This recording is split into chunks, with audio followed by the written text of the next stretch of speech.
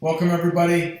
This is another segment of, let's call it Dave and Ryan. We seem to be doing this every 6 months. Dave getting together like this, talking about the profession, what's happening, what's coming up. And this is kind of the perfect opportunity right now as we look towards 2020. But in case there are a few people out there that don't know who you are, please introduce yourself. Yeah, my name's Dave McComb. I'm a funeral director, undertaker for 33 years, licensed in Indiana and Ohio. Started out in the business, pre-needs my love. That's where I started. Is where my dad told me I needed to work if I was going to have a job. And so anyways, that's how it all got started. And later in my career, started Eagles Wings Air 10 years ago, and then 5 years ago, bought Inman Shipping. Excellent, excellent. So what's happening new with Inman Shipping? I think last time you were on with some software. Is there anything new Yeah. going on? Right. We have a new dispatch software that helps us keep in touch with our funeral director clients a little more easily. It allows an electronic footprint of all of the transactions that have taken place, and meaning phone calls and notes and so forth. If anybody needs to backtrack and take a look at anything, we have recordings of phone calls. We have notes that have been handwritten in there. Obviously, we give the proper disclaimers about recording of phone calls, but that's there for protection of everybody, making sure we circle back and get all the details right. Now, I was identified funeral service as a business of managing details and subtleties, and that's the way it is with customers, and that's the way it is with our funeral director clients, and we want to make sure we touch base on all those things.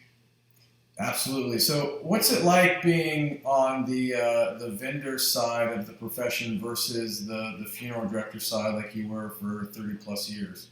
Yeah, my wife calls this chapter 2, and I would have to agree. So, on chapter 1, dealing directly with families, going out on funerals, arranging funerals, getting down on one knee in front of the deceased widow and saying we're here for you, and anything we can do to help you down the road. Those are the kind of beautiful moments that funeral directors have with their people. And there are some things that I kind of miss, but it was just time for us. My family simply ran out of DNA. We don't have anybody else left to take over the funeral business, and so we decided to move on and have somebody acquire our firm because there was nobody there to take up the next generation.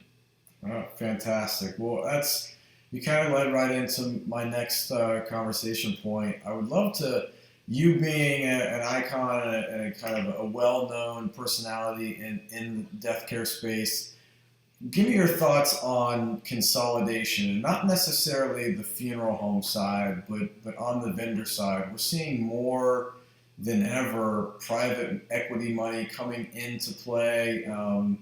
Just being at NFDA a week and a half ago, that was a big buzz topic. Was some of the companies that were there just researching other companies to buy. So a lot of money playing on that side of the field, private equity wise. What are your thoughts on consolidation on the vendor side? Well, it's no secret the demographics that are going on in the United States and in other countries, and get to that in a minute. But in the United States, there's tremendous amount of opportunities as far as funeral service goes. I see a pretty hopeful future out there. Granted, you're going to have to be selective on what you look to buy. If you're a venture capital company, you're going to have to be selective on who to buy. If you're one funeral home buying another funeral home in a smaller community, as you know, there's this thing out there called cremation. It's become a challenge for all of us. And you have to know how to train yourself through it. If there's two different operating companies that own the same funeral home, I can guarantee you the results can be 100% different and more, the one that's effective versus the one that's not effective. And I think to look to the future, if you find the companies that have the best operating management, you're going to find the best places to invest your money. So if you want to take a look at investing in our sector of the Dow, there you go. That's where to look to. Who has the best operators? And I think that's where you're going to find your best returns. So you're betting on the jockey, not the horse. I would bet on people first. I like certain people in our industry. Our industry is all run on personal relationships. And when you have personal relationships, you get to learn things about who's a good operator and who's not. And the results quickly show themselves. We have about 5, 6, 7 really good operators in the United States.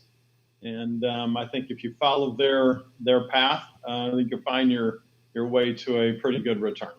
Yeah, I'm on board with that. There's a lot of things moving and moving parts happening in the profession right now. I think it's really an exciting time to be in the death care space. There's a lot of change that's happening, and some of it is painful. Other parts of it are extremely needed and open up the doors for more progression.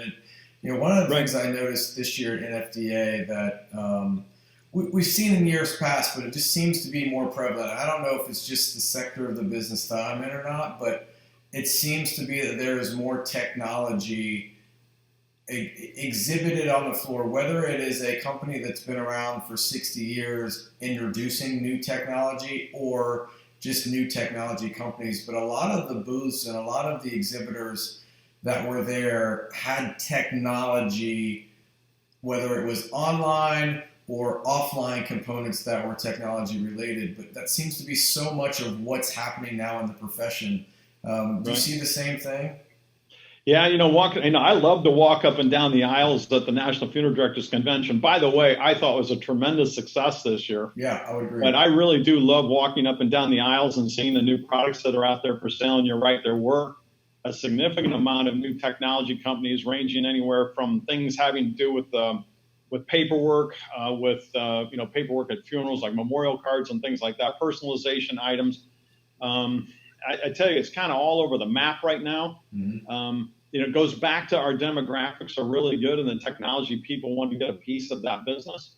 And, I don't blame them. If you can, make a good transition between kind of the funeral service of the past, the more traditional service of the past, versus the more celebration of life type of things that people seem to be looking for. My friend Dr. Wolfeld would definitely disagree with me when I say the celebration thing, because he'll tell me the celebrations are about moving forward and funerals are about moving backwards before you go forwards, and there are significant differences.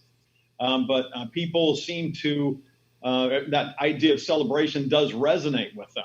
And so if there's, a new product, a new service that ties with technology and the celebration thing, that seems to go a long way with some people. Yeah, I think you're right. And I had a conversation with a gentleman at NFDA, and I said, look, if I owned a funeral home or was opening a funeral home, I would remove funeral home out of the name, and it would be a life celebration center or a life event center, because it has a positive spin in the psyche of the consumer when you say celebration or event and experience. So, it's interesting. It's a great time to be here. And I respect your opinion so much. I love doing these videos with you and getting to pick your brain a little bit on kind of how you see things. So looking forward, last question into 2020, what has you excited about the profession for next year?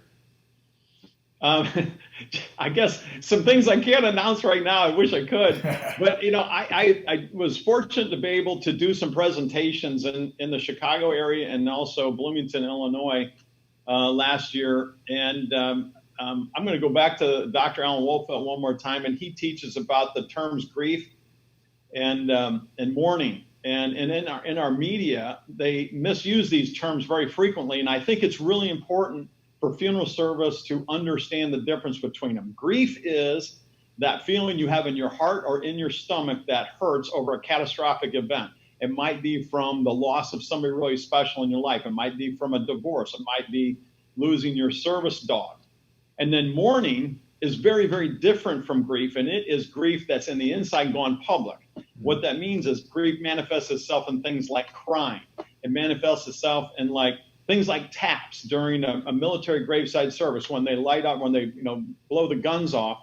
Who doesn't shed a tear for that? Grief is mourning is telling the death story, and it's our job as funeral directors to help convert grief into mourning. And if you use those terms in a pre-need setting or an at-need setting, you can make mileage with the family that you're sitting in front of.